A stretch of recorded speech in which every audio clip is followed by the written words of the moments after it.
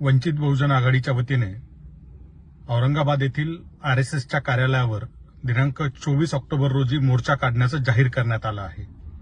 त्यानंतर पोलीस प्रशासनाने वंचित बहुजन आघाडीला विनंती केली की मोर्चाचं ठिकाण हे आरएसएसचं कार्यालय न ठेवता जिल्हाधिकारी कार्यालय ठेवावं।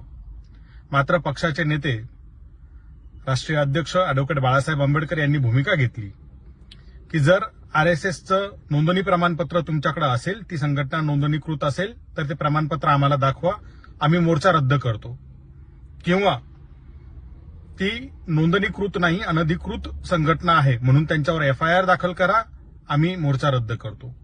पण या दोनपैकी कुठलीही गोष्ट जर तुम्ही करणार नसाल तर वंचित बहुजन आघाडी ही मोर्चा काढण्यावर ठाम आहे। त्यामुळे जर पोलिसांनी आरएसएसवर एफआयआर दाखल नाही केली तर 24 तारखेला वंचित बहुजन आघाडी आरएसएसच्या कार्यालयावर मोर्चा काढेल, असं ठाम निर्णय बाळासाहेब आंबेडकरांनी घेतलेला आहे।